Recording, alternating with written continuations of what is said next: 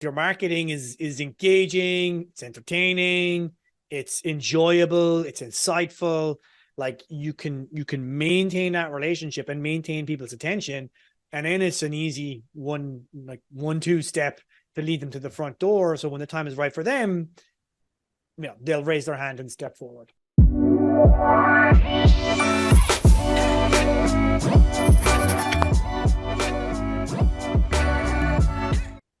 Welcome to today's episode of Influence by Design. I'm your host, Samantha Riley, and today we're going to talk about how to fill your programs without launching. And I know that this is a question that lots of people ask me all the time. Is it possible? Can we do it?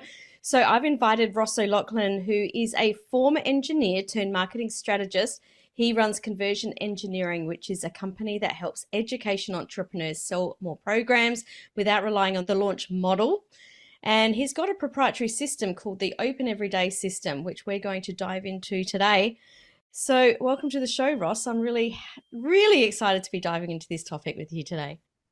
Yeah, me too, Samantha. I was excited when we connected about the topic of this potential for this podcast, and delighted to be here. Absolutely. So engineer turned marketing specialist.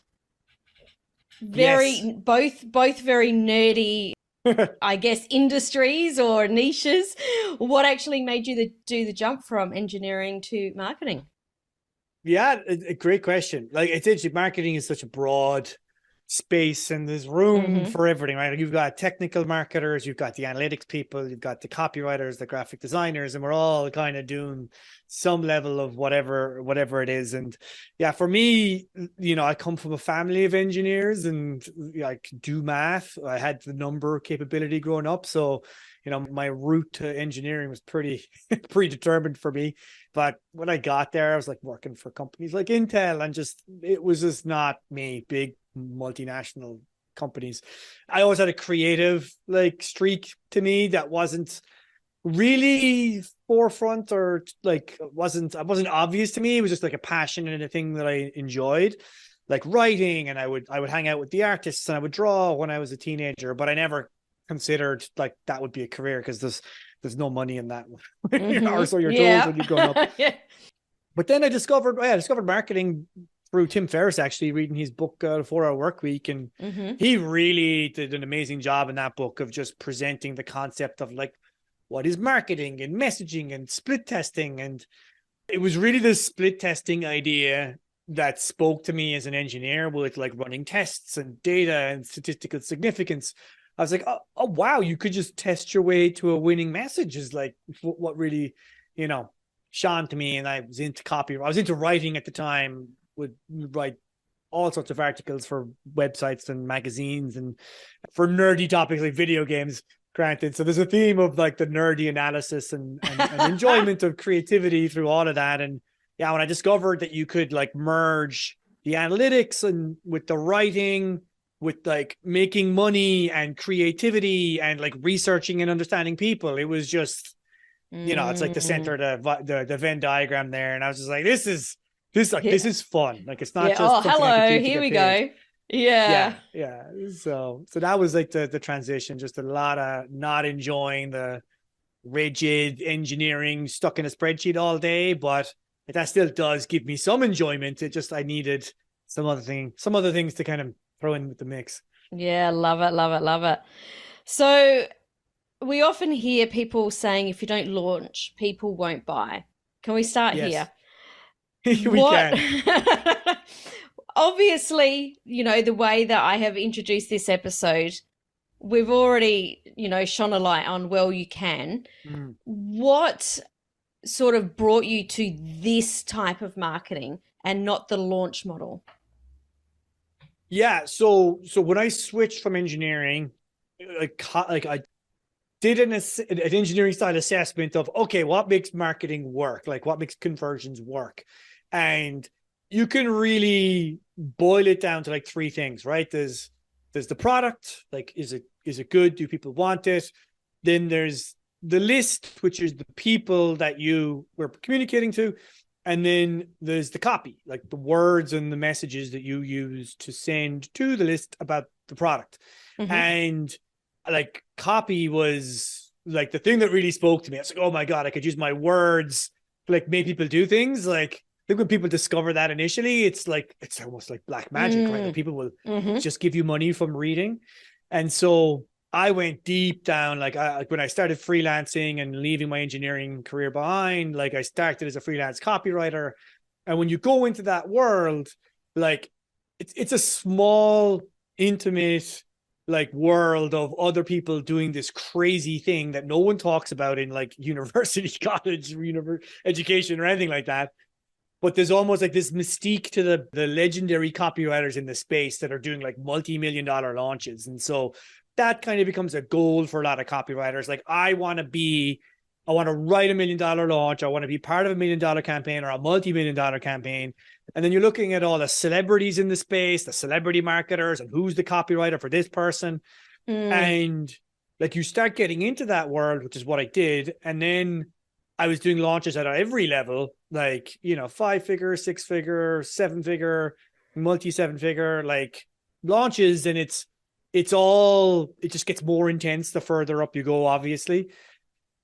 But I kind of got to the point where other copywriters wanted to get, and I completely burnt out because the whole launch culture is just like, it's insane. Like there are regular like self-care practices that get prescribed in these masterminds, so you don't like basically kill yourself during these launch campaigns because it's so ridiculously stressful, particularly at the multi-7-figure level when there's a lot riding on it. And I just, when I got there, I said, this is like, I left this other career for this. Like this is not what I want, like nuts. At all. Yeah. I was like, it's as well. There was a couple of big, like, it's great when the payout happens, like, cause multi-7-figure launch and we hit our goals. But like, if you're aiming for a multi-7-figure launch and you only get like 1 million or $1.5 million, like you could be in the hole, like by a lot. Yeah. And at that point, I was just like, I don't know how validly sound this strategy is. Like, it's great if it's kind of a supplemental spike of income, but to be banking your entire business and team on like landing this war chest once a year, twice a year, like it just seemed, from a systems perspective, it seemed a little flawed. And I was like, all right, well, I don't want to do this. I know my clients don't want to do this, like talking with them. Like they all just want regular people coming to them and joining consistently, but they haven't, like they had tried to build evergreen funnels. None of it had worked. So they were kind of stuck with the launch. And I was like, all right, well, how would you solve this problem? And that was kind of the path I went down, being sort of out of self-preservation and also out of not admitting I'd made a massive mistake leaving another career. Well, I mean, some could say a mistake. Other people could say learned a lot, and it's also brought you to where you are because, one of the pieces there, and I don't know if people picked it up, is to do that multi-7-figure launch. If you only do 1.5 million, you're in the hole. i.e. you're spending a lot of money to get there. So this is why I love and talk about a lot about organic marketing, to really make sure that you have got your offer really dialed in, who your people are, your ideal clients or Bollinger clients, as I call them. I think you learn a lot more than diving straight into paid marketing. One of the first pieces, and you and I sort of talked about this before we started recording, was getting really clear on your unique positioning. So yes. I would love your take and some tips for people to position themselves. Well, though, let's start off with, what is that unique positioning and why do people need to really ensure that they get this right or spend time in this place? Totally. Yeah. So when I was first coming up, short story, when I was first coming up with the whole transition from engineering to marketing, one of the guys that really resonated with me was a guy called Perry Marshall, legend in the copy space. But the reason he resonated with me was because he was a former engineer as well. And one of the things he talked about was the importance of having a unique selling proposition. Like if you do not have a unique selling proposition, you are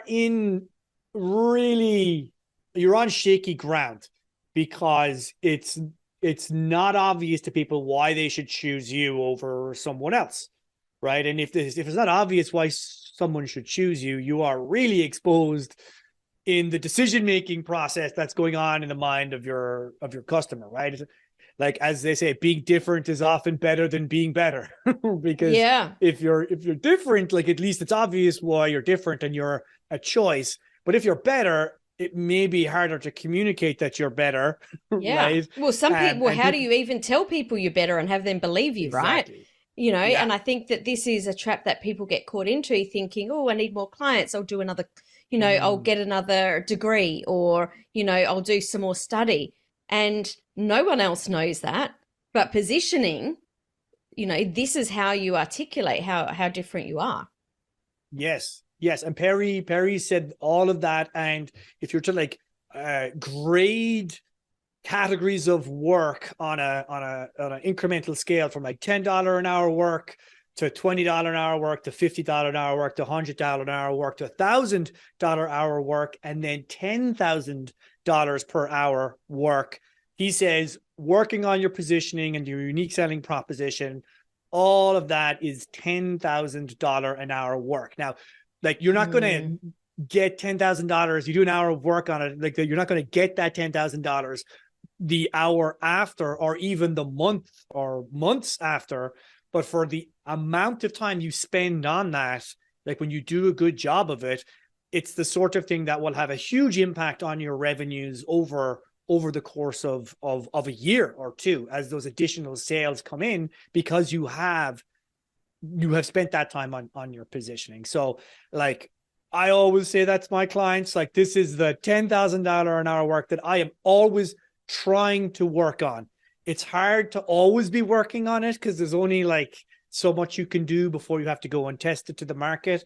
But I'm always like paying attention and listening to the market and like looking for ways that I can work on my unique positioning or improve the communication on why what I'm doing is different to other people. So I just encourage everyone listening here, like, you figure out what it is that you're doing and for who, and like, you're asking how to do it. Like, the key word is just be specific and be comfortable excluding, right? Like, I think there's a particularly when we're at the earlier stages of business growth, like, there's a desire for more and more and more because we haven't got enough. Like, if you're trying to get 10 people, your first 10 people into a program, like, it's a different game than if you're at 20, 30, 40, 50 clients, and like, some are going and some are coming in the door. There's like a regular rotation of them. Like, initially, like, you'll try and take anyone, right? Like, that's the Yeah. vibe. And if you're good at what you do, the danger is that you can likely get results for a lot of people, right? Like, you could do this and you also could do this and you can do that. But the issue is that the more people you include, in your own word, then you have to play this kind of verbal jujitsu for how do I describe what I do that kind of encapsulates all of these things so that it makes sense to me. But like, when you do that, like, my clients will come to me before we start work on this work, and they'll say, I do blah, blah, blah, blah, blah, blah, blah. And I'm like, I have no idea what you just said. Like, it's very articulated, but I can't piece apart like what group of people you're serving, the problem that you solve, and why you do it in a different way. Like, that's not clear. And if it's not clear to like a stranger that you're talking to in the street, it's probably not going to be clear to the people that you're communicating in your marketing. So, like, getting specific and excluding and being comfortable excluding certain categories from the group of people that you serve, the specific problem that you solve, right? And the way in which you solve it, like that, like, really, you just have to drill down and find which group you're most comfortable serving and the problem that they really want help with. Yeah, I think that it's really important to also understand, because I have a lot of people coming to me going, yeah, but I enjoy to do all of that stuff.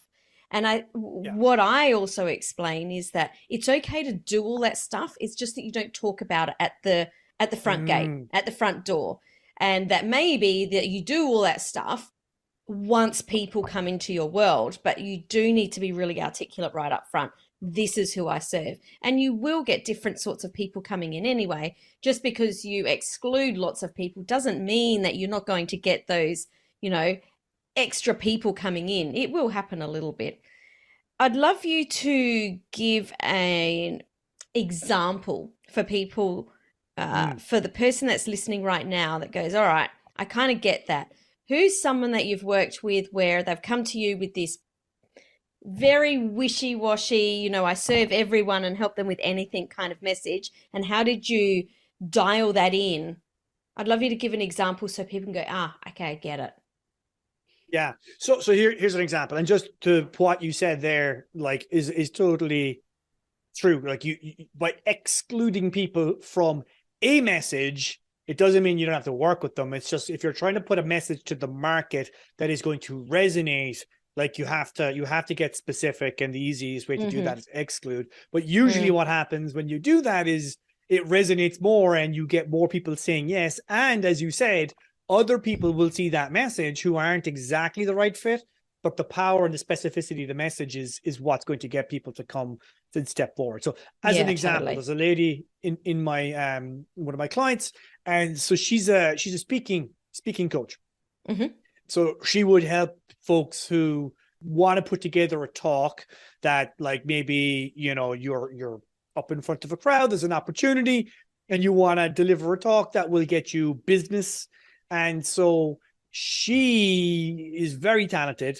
She's kind of part comedian, stage performer, part business coach, and part like professional speaker. So she's got this ability to like merge all three of those things into really being able to help someone put together a talk that's going to resonate from a sales perspective while also educating the audience and getting them to like show up at the back of the room, right? Like that's really what a lot of her clients would want. Now, when you have those skills, like she could help a lot of people, right? Like coaches, consultants who maybe got, offered to go on a podcast or to like speak at someone's in-person event. Then you've got experts and you've got authors who like want to go on a speaking tour, or they just wrote a book and now they want to turn their book into a talk, and she can help them create the talk from the book. And then there's consultants who want to get hired at conferences to get hired by B2B like executives or whatnot to come in and do work with them. Like there's a whole range of people, and she had helped them all. And one of the things that we did was one of my favorite tools called the Target Market Selector that I take my clients through. It's a simple enough tool where it's like list out all the groups and then like list out the trigger events for the people who have paid you, and then like what's their story when they're coming to you that they're looking for help with, and like look for the patterns. And she listed out all her clients, and we kind of reverse engineered them. And there was a lot of people in there across those categories. But when she looked at it, like most of them were fitting into like 1-2 categories, which was someone who had been booked for a talk. Like someone had offered them a talk and they're like, I don't have a talk. They have loads of content, but they had no talk. And now they were like coming to her saying, I need a talk and I want to show up in this person's audience. I want to deliver value. I want it to be like, use it to grow my brand. I don't want to come across as salesy, but I also want to close some of the audience and get some business. And when we double clicked into just like experts and coaches who had just been booked for a talk and just focused in on that, like her entire offer, as we looked at it, was much muddier because she was trying to include all those other groups, right, who were in different contexts. Because if you're a professional speaker and you're trying to get more speaking gigs, like you get paid for those gigs, right? Like that's your one of your main revenue sources. And so for that person, like they're trying to get on the speaking tour, right? But like they're expert speakers. They're very good at speaking already. So her offer was kind of talking about, we'll come up with the topic for your thing, but we'll also practice it. And then we'll do this other thing. And it just wasn't landing for anyone because she was trying to talk and make this offer of like, well, we'll be able to do something for everybody. But, one person will be say, well, that's not relevant to me at all. Another group will say that's not relevant to me at all. And when we double clicked in just in on coaches and experts who had been booked to speak at another event and didn't have a talk and needed to get one done in the next 60 days, like that offer was crystal clear. And as soon as she put that together, it started to convert like way, way higher. And she knows now, as soon as she's talking to someone, oh, that person's exactly for this offer, or this person's not the right fit. They need to go to like 1-to-1 or this other program I have about getting booked on more speaking tools. So by double clicking in and segmenting into like, well, who are these people? What trigger events have they experienced that's caused them to go and look for a solution? And what are they looking for? Like the patterns became very, very clear. And then it was about deciding who is this offer not for and who is it for, and making it clear and compelling at that point was like a walk in the park for her. Yeah, and just while you're listening to that, just think about your copy and when you write, because I think so many people get caught trying to, as you mentioned, Ross, write for this person and for that person. It doesn't actually land. Once you get really clear on that, it's a lot easier to go, I know exactly what I need to write about. I know exactly how to articulate that. But what I'd love to know is, how do you get those, or how do you discover or find out or uncover what those trigger events are? What is your process to uncovering those trigger events?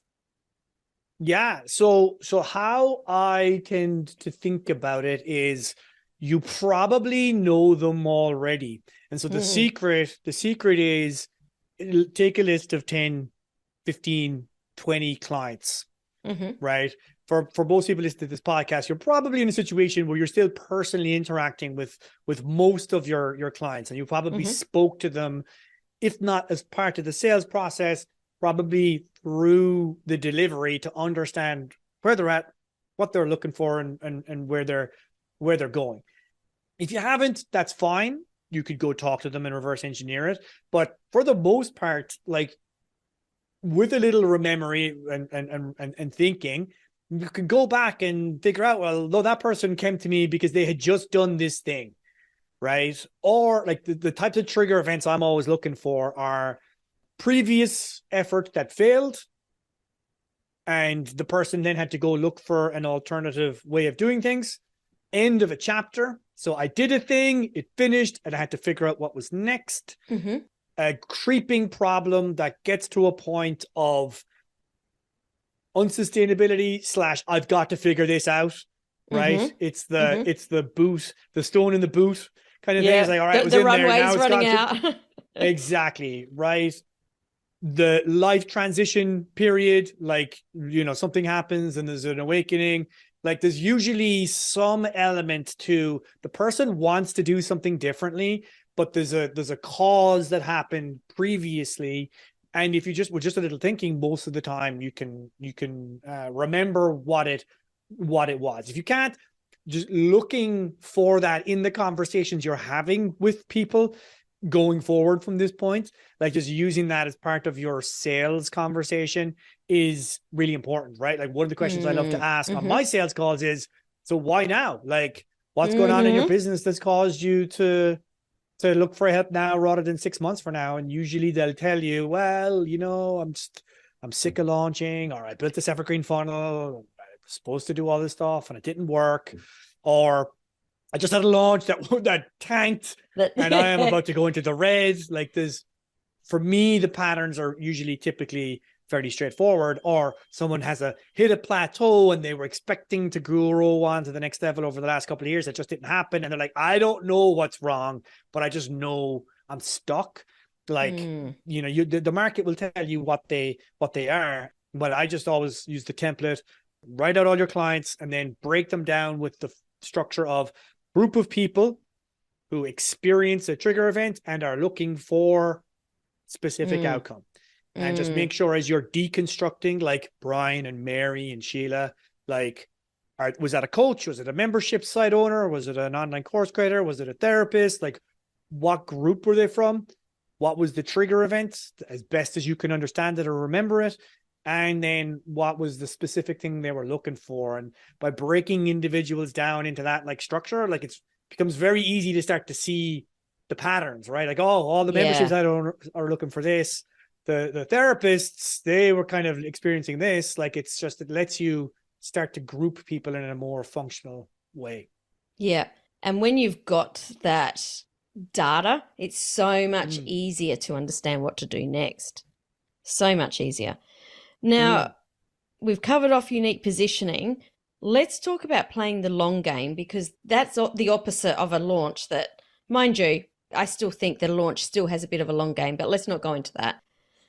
Playing the long game to enroll people into your courses and programs, what does this look like, and what is a long game? Like, is a long game, because what is long for someone that's starting their business might be like 2 weeks, and someone that's been in business, well, I've been in business 30 years. I know a long game can be years and years and years and years and years.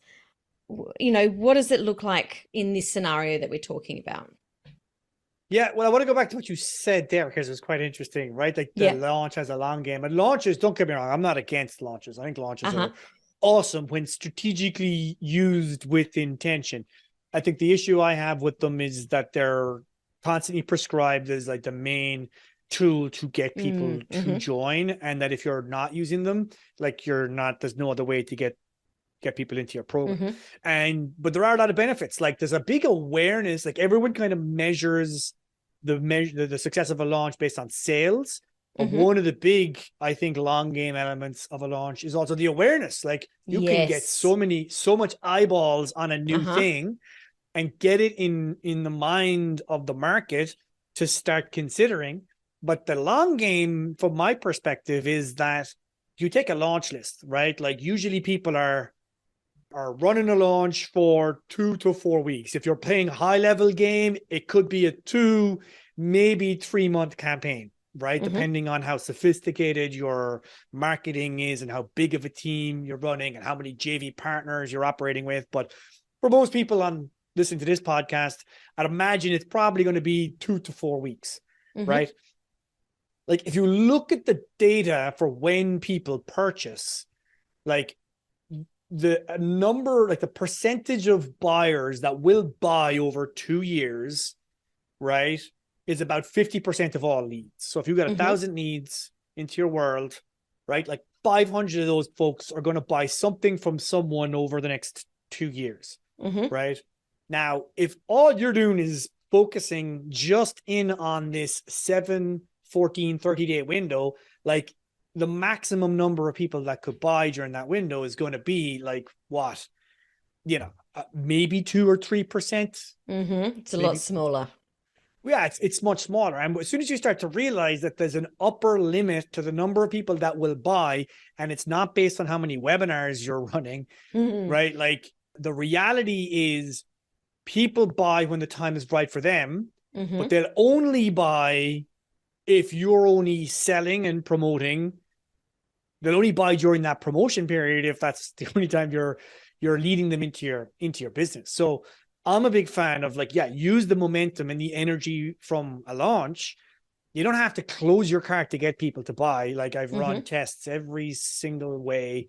Like, you can have a deadline and you can have reasons to start now, but you don't have to use the language, I'm closing my cart, and you don't have to stop taking transactions, right? And the real name of the game is not how many people do I get during my launch. It's how many people do I get to join my program over the next 6 to 12 months, right? Like, that's really the measure. And if that's the measure, then what is your game that you're playing after that launch period to find and to scoop up all the people that you won over during your launch, but time wasn't right for them to join. Right? Because you convert so many people during the campaign. They're like, oh my God, I never thought about this problem this way. Like, if your marketing is good, and if you're getting sales, I'm guessing it is, like, you're probably getting a bunch of people excited about it and going, oh my God, like, your way of doing things is awesome. I definitely need to do that. But, like, listen, I haven't got the money in the bank account right now. Or, I'm on vacation for the next 2 months, or a whole host of other reasons. All sorts of things. Yeah. Yeah. Right.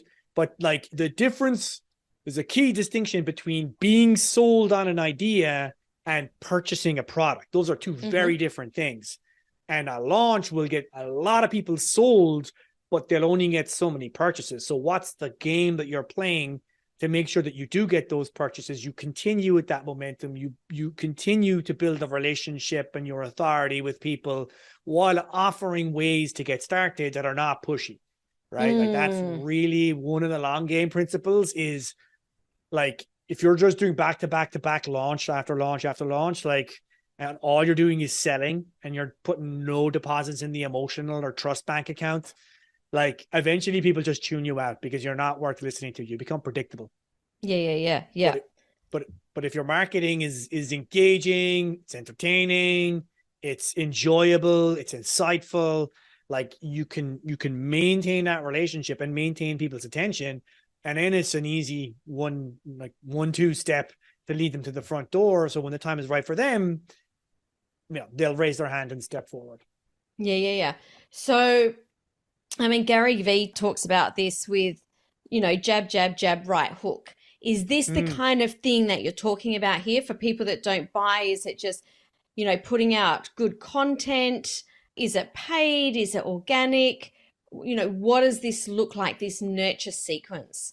And what needs to be put in place to get people to hand over their credit card when the time is right for them?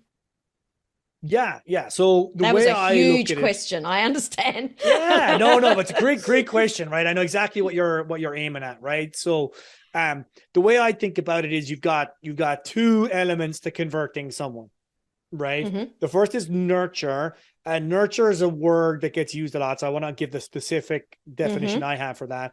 And then the second is convert, which is like once someone has been nurtured to the point that they trust you enough to say yes, how do you actually get them to say yes? Now, I think you want to be doing both things all the time, and you can absolutely do things in a single email, right? I would say the definition of nurture is it's not about like keeping people warm or adding value. Like that is true. That is like partly what you want to be doing, but it's not really what you're trying to do. What nurturing is about, it's about building two beliefs in the mind of the market, right? And I want to install these two beliefs in your mind so that when you are ready to take action, like you're already pre-sold on me as the person, right? And those two beliefs are, number one, you can get the result, meaning you have the capability, right? So like I could look at Samantha and say, oh, well, Samantha's well able to help me solve this specific problem. Like she's got the experience, she's got the track record, she's got her unique system, like all of that stuff would be demonstration of like the capability, right? And then the second is your character. You will get the result, right? I believe that if I go and work with Samantha here, that like she is going to get me the result. I'm going to be able to get the result by going with her. Like she's going to follow through. She's going to be like the right person for me, right? So that's more kind of like no like trust element, but it's no like trust in you. There's also like knowing and liking someone, but trusting that they have the capability. Like those are two elements, and all of your marketing needs to be at some level like dripping on both of those cases and making those cases constantly, right? Through telling stories, case studies, like giving insight with clients, like demonstrations, giving away free tools. Like all of these are great ways to do both of those things, demonstrate the capability. And then as you show up and show your personality and like how you interact with your clients, like the demonstration of the other element that you will get the result will come through, because you're not just some shady, fly by night person who's, just looking to hoover up someone's credit card details through the internet. So like that's really what the nurture element is about. And then the second part is the convert, and that's about how you make asks, right? And there's different ways to make asks. You can make asks with different level of force. And like by that, I mean, like you could, like a launch is a very high pressure ask. because it's like, would you like to do this? But it's like all this emotional pressure and time pressure and opportunity pressure that's kind of orchestrated into this social event where there's a million partners promoting and there's FOMO and everything. And like, there's elegant ways to do that, and there's kind of childish, brutish, teenage ways of doing that. And like, take what you will from each, but like that's one method of doing it. But you can also just regularly invite people to come in saying like, hey, I'm starting a new group next month. Would you like to join us, in classic kind of Dean Jackson style, and looking to see who's paying attention and making the offer to them. Because if you do a great launch, a bunch of people will be sold. And then all you have to do is actually ask. And if the timing is right, the timing is right. And so it's about moving people forward, asking, inviting, or orchestrating events where you can have a conversation with individuals to see if now is the right time or not. That conversation can be a chat, it can be an email, it can be a call, but like you want to be doing both at the same time. Like an email from me will have like, demonstration of my capability and character, and then a call to action. Right. And then once a month, orchestrating some sort of time bound event to like, whether it's an invite for people or maybe I'm giving away something or I'm doing a workshop. Like it's an opportunity for people to step forward and go, oh, I'm here with Ross and I can talk to Ross today. Like it's about that push and pull. Yeah. I think there's something that you said in there that was really important, and that was personality. And this, I think, is not talked about as being as important as what I believe it is, because people buy us and what makes us different. Because, if you don't like someone, you're not going to work with them, right? If there's, if they say things that don't feel right, or your values don't resonate, or, there's something about them that you don't like the way they show up, then you're not going to work with them. So I think it's so important to ensure that we put personality into our content. And also going back to what you were originally talking about with our positioning, that's what's going to make us stand out, because no one can replicate our personality. Yes. Yeah. Is there anything your personality is your strongest positioning. No one else can be you. Everyone will come a pale second, right? And if your personality, you don't have to create a cult of personality to make it work, but like having a business that is tailored around you, to your strengths, where your personality shines through, like that's hard to replicate, and that's part of the magic, is how do you find the people that you're meant to serve and that you enjoy serving, right? And then overlap with what you're really good at. But it's a simple formula. It's like, I have this specific group of people solve this specific problem in this specific way. Like for me, like I'm helping established experts and coaches, right, sell online programs, which is a very plain, simple, common problem. I'm not the only person to do that, but I do it in a very specific way. Like I help you sell without the launch model in a way that feels good and is authentic. Right. And so specific group, common problem, that like you don't have to get creative with that second one. A lot of people want to get creative and say, oh, I solved this unique problem. It's like, no. You want to solve a common problem because that's where the money is. Right. Yes. But you want to do it in a specific way that has demand. And I knew a lot of my clients did not want to do the big launch, right? They wanted to do it in another way. And I wanted to do it in another way, right? So that's that third way. And then you do it with your unique system, your unique process, your unique method, right? And for me, that's the open everyday system, right? And if you can find your combination of those four things, like it's like that Venn diagram again, right? Like you layer the four things over, that's where Samantha is, that's where Brian is, right? Oh, I know exactly what they do and how they do it. And then that's enough to get you chosen. But then if you show your personality on top of that, it's like, oh, Ross is clearly the guy for me. There's only like 3 people who do this thing that he does, but he has his unique system. He's an engineer. I need this way of doing it. Like it's easy for people to pick you, the right people to pick you at that point. Yeah. No, we've covered lots today, but also such a tiny little amount of what you do. You've got 9 different levers that people can pull and a scorecard that helps them do that. And I know that you talk about this in your book. I mean, you just did mention the open everyday system. Can you tell us a little bit about the book? Yeah, it is the open everyday system, isn't it? Yes. Yeah. So the book is like the encapsulation of what we're kind of talking about here, right? Like, how do you sell stuff without the launch model? Well, you don't have to close your cart. You can make your business open every day. That's like the fundamental kind of thesis of the book. Subtitles like Breaking Free of the Launch Model with a simple system that makes new sales every day. The idea there is like a lot of people feel trapped with the launch model. Like they want to move away from it, but they've not found something that reliably produces the sales they're looking for. So they constantly have to go back, and they're kind of trapped in this, like, I hate it, but I have to do it. And so the book is just talks about the issues with the launch model. You know, it's very, don't get me wrong, launches have built empires.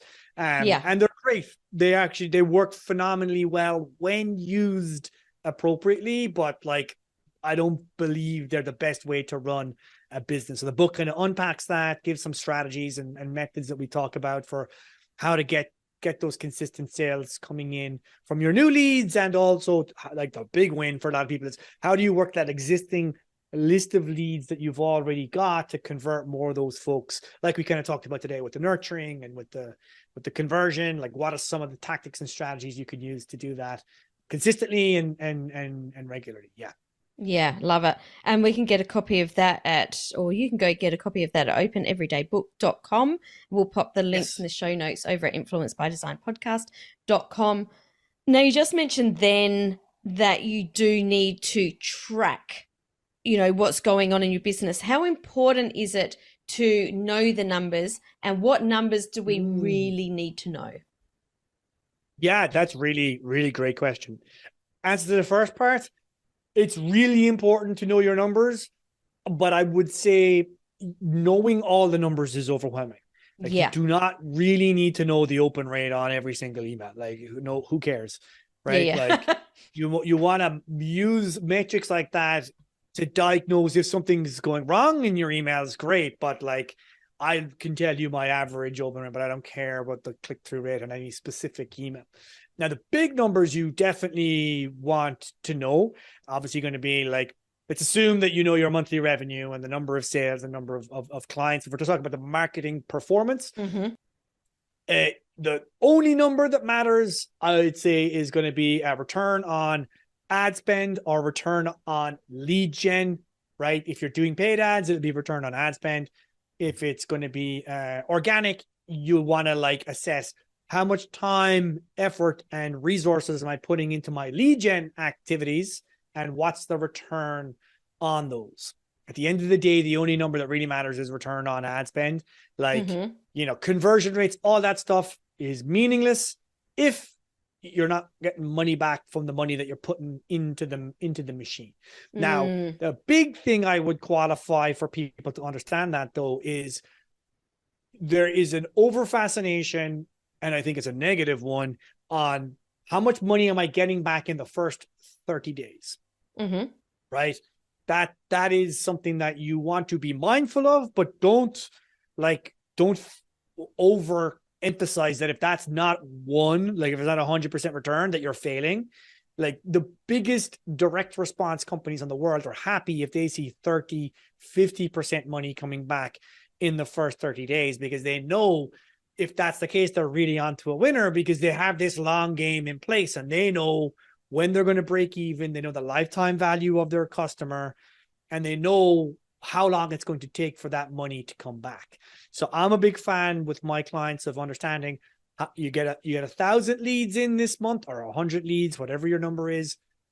How much money do those leads bring back after 30 days, after 60 days, after 90 days, after 180 days, and after a year, right? Like, start figuring those numbers out now, or at least get the things in place so you could calculate that in a year, because that's really what the game is all about, is understanding How much money can I afford to put into the machine so that I know in 6 months, it's, a year from now, that I'm going to get 7, 8, or 10 times the money back. So Yeah. if there's one number to understand, it really is that, because I see so many experts and coaches that they were sold this evergreen funnel or whatever, and they were like, oh my God, I'm only making 80% of my money back in a month. It's not printing money for me. Like, I'm Yeah. not putting $1 in and getting 6 back immediately. This is a failure. And they turn it off. And then we do this analysis with them. And in 6 to 12 months, they like have 10x to their money, but they turned it off because they're overemphasizing and putting too much importance on, did the money come back in 30 days or not? Yeah. So that's a number I'd encourage everyone to look at. And also calculate your average time to conversion.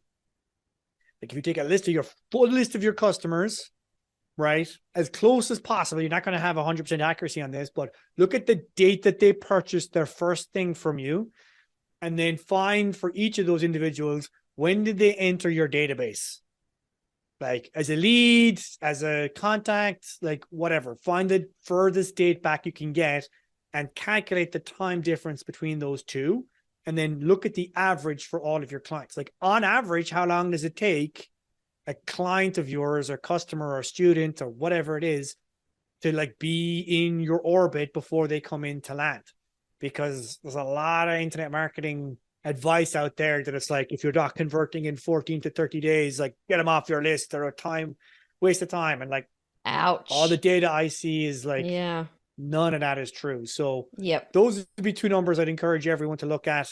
I don't want to give like specifics outside of that, because depending on the funnel, like, you might be doing like landing pages, or you're not doing landing pages, and your cost per lead and all this is going to be in service of those two numbers. But that's really, how effective is your marketing, and how effective is it at getting people to get started sooner rather than later.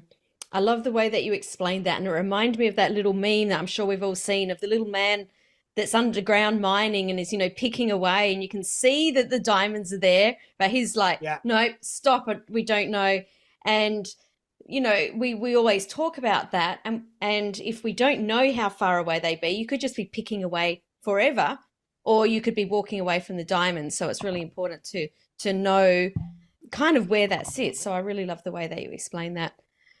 Ross, it's been an absolute pleasure chatting with you today. Where can people go to find out more about you? Because I'm sure that after listening to that, they want to know more. Yeah. So best place I'd say to get started would be openeverydaybook.com. You can go there, you can get a copy of the book. And then when you opt in, we'll send you to the resource center. We've got a bunch of other guides if you're interested in things like, lead gen, or writing ads, or coming up with the value proposition, etc. Like, we've got a bunch of other resources that we'll send you away after you opt in, but that's like the best place to kind of get started. And that's